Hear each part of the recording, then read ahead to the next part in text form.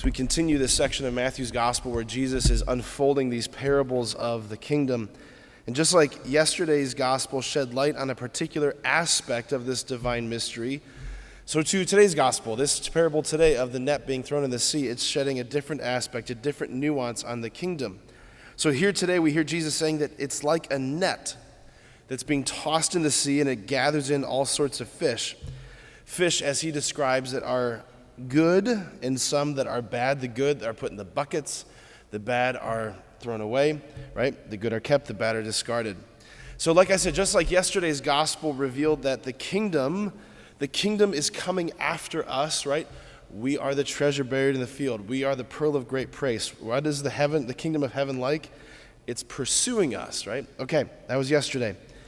Today's gospel reveals that in the end, in the final analysis, there's going to be a sorting. There's no getting around it. There's going to be a sorting. We will be judged either good or bad.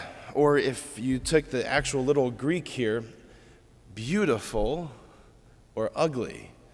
Those are the actual words of the fish. It's a beautiful fish, it's kept. If it's an ugly fish, it's tossed. Right? We want to be beautiful fish. Beautiful fish.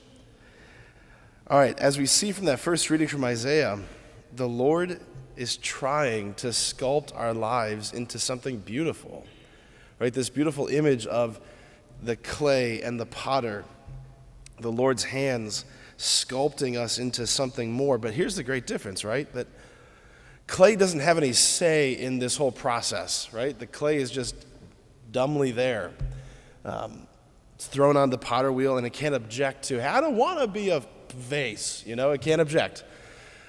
It just submits to the hands of the potter.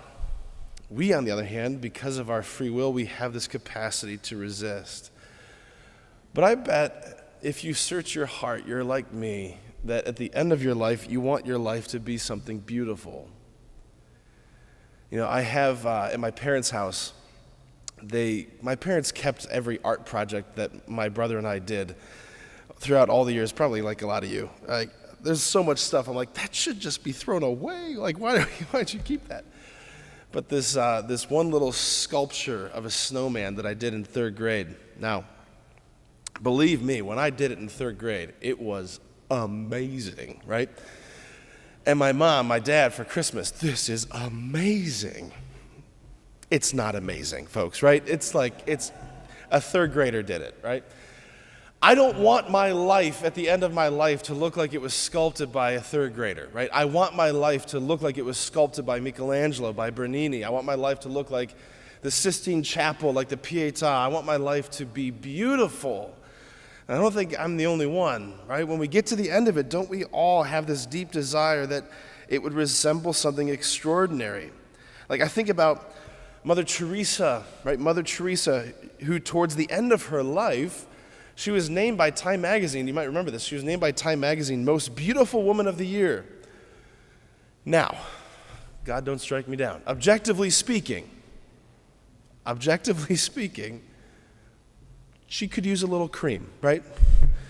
Objectively speaking, she's, not technically the most beautiful woman, but at the same time, she is and was.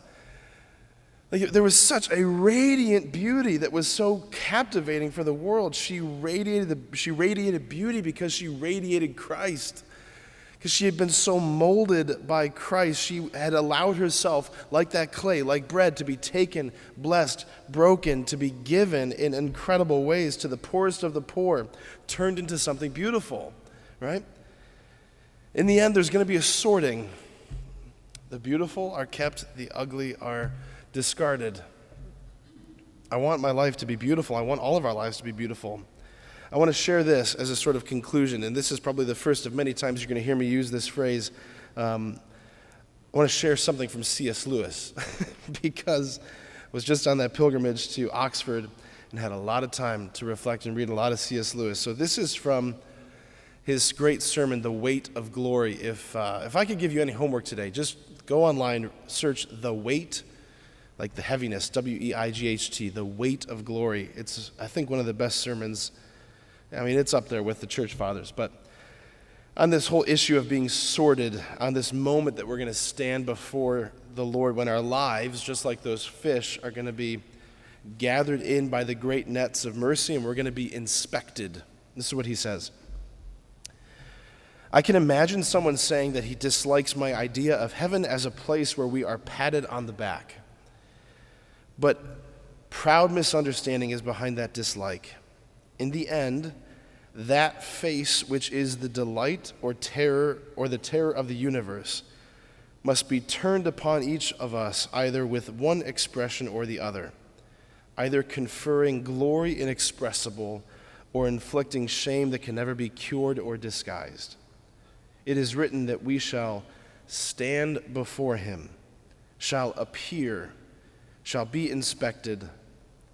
The promise of glory is the promise, almost incredible and only possible by the work of Christ, that some of us, that any of us who really chooses shall actually survive that examination, shall find approval, shall please God.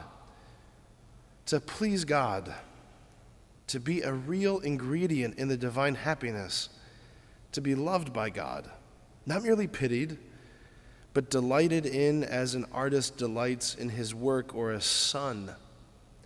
It seems impossible, a weight or burden of glory which our thoughts can hardly sustain, but so it is. Amen.